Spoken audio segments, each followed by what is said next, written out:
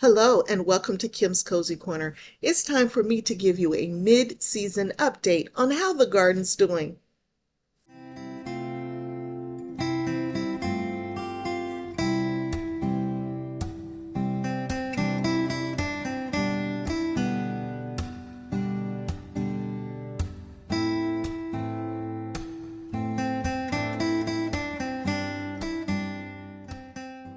As you can probably tell, I am not at home. I am going to be traveling for the next 3 out of the 4 weeks.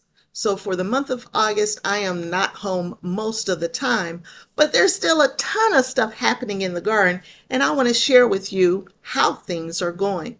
Now, this has been a very interesting year for us. It rained so long and stayed cool so long, it took us a minute to get into the garden because it was just so wet. So when we finally got in the garden, we got things planted, and then it stayed so wet.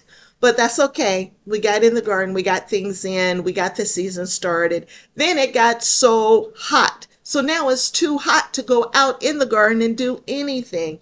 But we are having an amazing season anyway. We have been harvesting tons of vegetables and taking care of what we can and dealing with this unpredictable weather that we've been having. In early spring, I was able to harvest tons of greens, and there are so many greens that I harvested this year.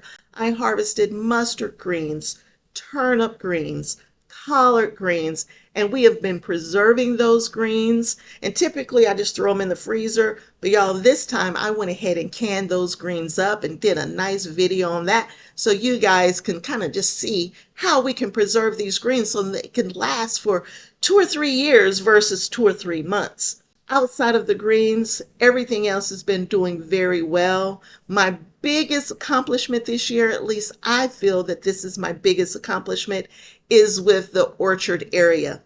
If you remember, we started redesigning the orchard area last fall.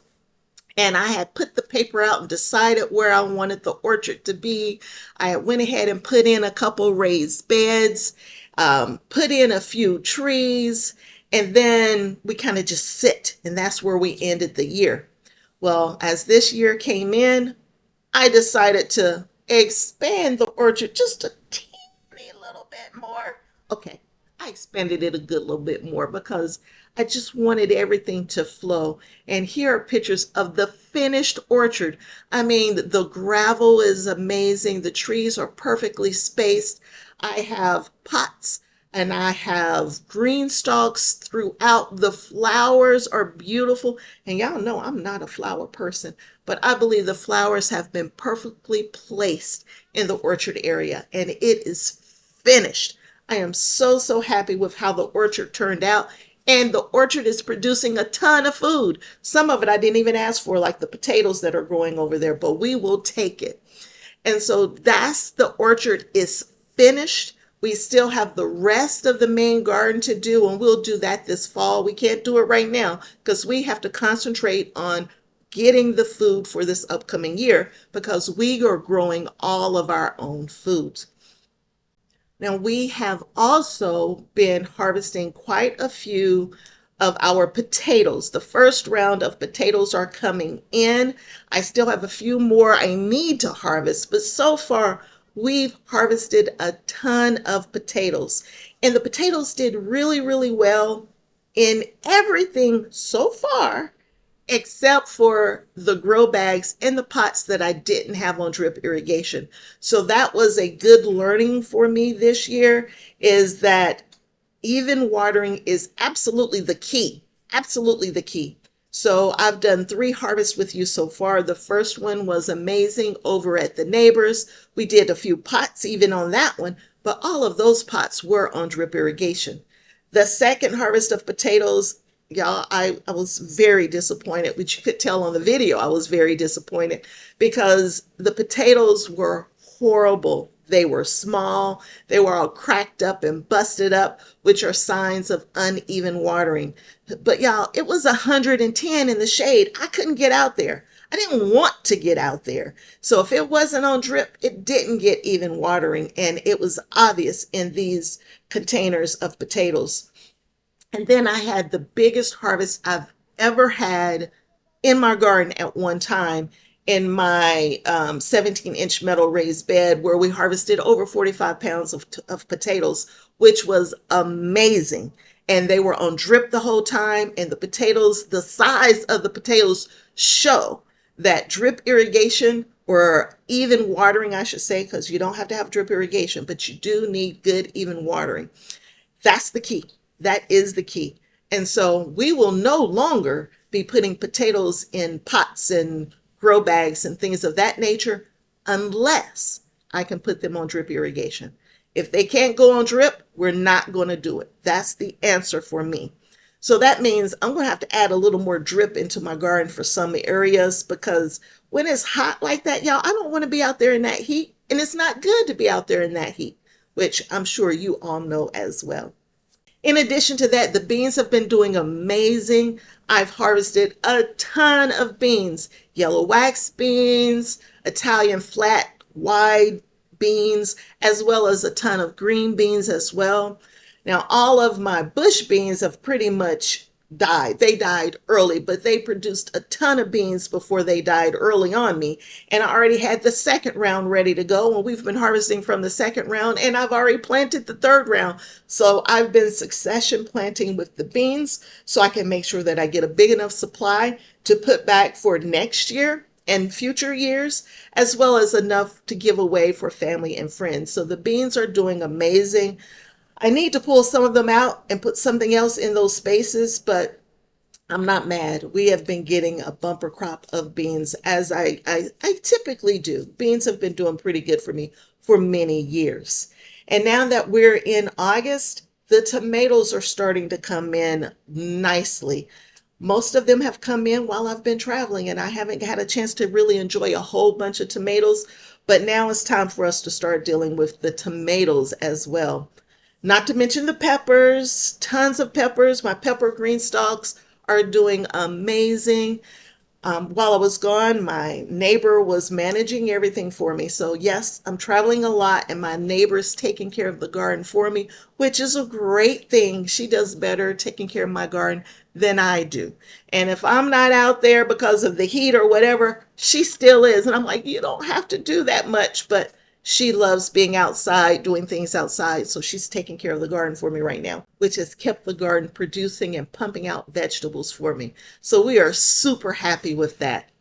I'm going to pause right now because I keep telling you about all these vegetables that are coming in, and I am going to show you clips of all the different harvests and the weights of those different harvests so you can see just how the harvests have been doing and the different types of vegetables that we have been gathering and harvesting over this season.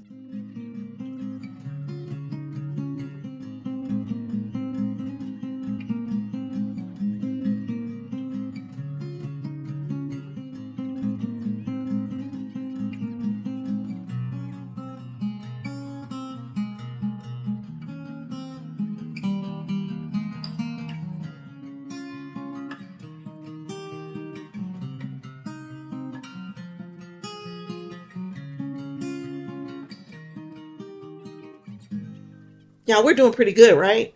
We are doing pretty good. And since I've been gone for the last week, I don't have pictures of my neighbor doing the harvesting for me, but here are all the weights of the harvest that made it to my house. Now, I told my neighbor to enjoy as much of the fruits as possible, as much of the vegetables as possible, but anything else, she's bringing it back to me. I've been doing the weights, and here are the weights and exactly what we brought into my home that we're going to need to preserve at some point in time. The harvest is still there, it's still pumping out, and we're not going to lose any of this food if we can help it. There's only one problem, and I consider this a problem that I'm having in the garden, is that so yes, I've been away, and for those who know that I have people who like to get into my garden and take things that don't belong to them, and that does include the critters as well. But in my garden a couple of nights ago, the alarms went off, the motion detector went off. So I went back and I looked at the video, and y'all, I saw a baby skunk in my garden, frolicking around, having a good old time. And then he brought one of his friends. So then there were two, and they playing in the corn. And then there was three, and then there was four. Y'all, I got a skunk problem. I got skunks in my garden. And I don't know how I'm going to get the skunks out of my garden. Here's the video. If I can download the video, I'm sharing the video with you. Y'all, how do you get skunks out of your yard, out of your garden? But wait a minute, y'all. Do we even want to get them out? I've had no critter damage in my garden in a few weeks now. So maybe the skunks are keeping the deers and the raccoons and everybody else away. I don't know. But I've had very little critter damage, and I hope that I'm not jinxing this right now. But four baby skunks playing in the garden in the night in the corn. So I think we're going to have to figure out what we're going to do about the skunks, or not do about the skunks. I got to figure that out.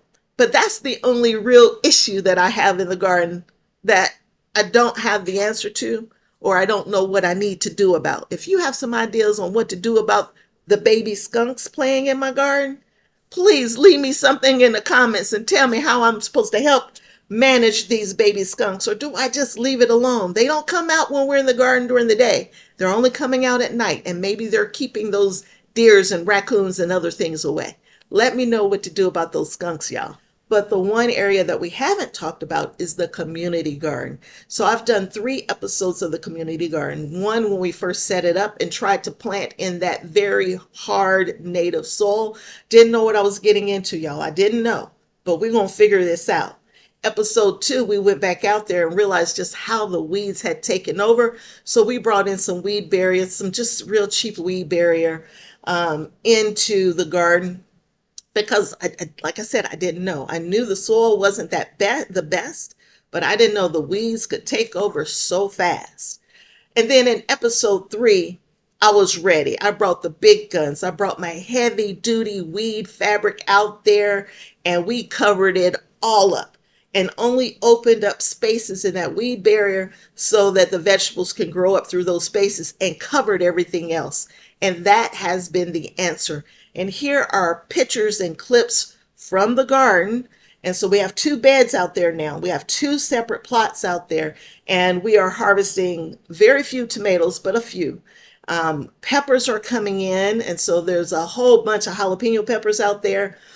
And then the ladies that are managing the garden out there, they sent me pictures here a couple weeks ago, and there was a beautiful squash in the picture, and here's the picture of it right here. And I'm like, hey, when are you going to harvest that?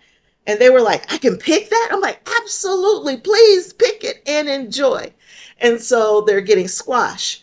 And then in the second plot, everything came up beautifully in the weed fabric. And so now the cucumbers are up, and they're not being choked out by weeds. The melons are coming up. The squash is coming up. The green beans are coming up. Everything is coming up really, really well. Now, the temperatures did drop down. We're out of that 110-degree heat wave that we were in. It's still been in the high 80s, but we're out of the ridiculous heat. And now the young ladies understand how to properly water. We weren't watering deep enough. They would go out, they'll turn like a sprinkler on for about 15 minutes and walk away.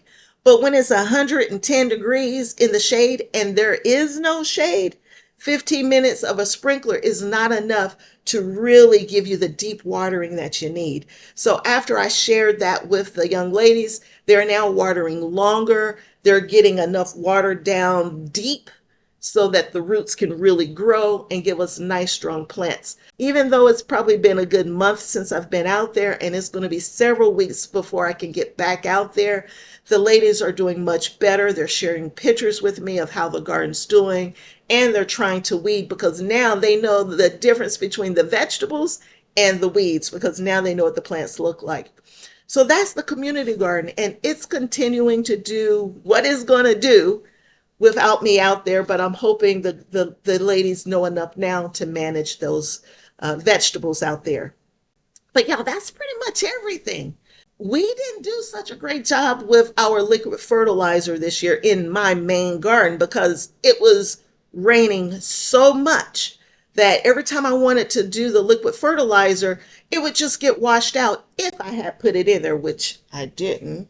We only used liquid fertilizer, I think, once or twice. So I was super late on getting the liquid fertilizer into my beds. Here's a picture of the day that I was out there doing it, and I was wondering if I was too late. And guess what? I was not too late. The fertilizer was right on time. And now we've already done our mid-season granular fertilizer. And as soon as I put that in, y'all, everything took off. Everything greened up. It looked like it was growing 6 inches or more every day. And it was doing amazing since I've done that as well. Now we got to keep up our every 10 to 14 day liquid fertilizer to keep this garden pumping out to the end of the season.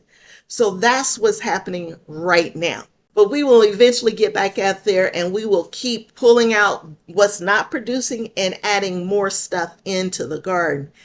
And it's time for us to start getting ready for the fall garden. We're in early August. If we want to be harvesting broccoli and cauliflower and cabbage in October and November, y'all, those plants need to be going now.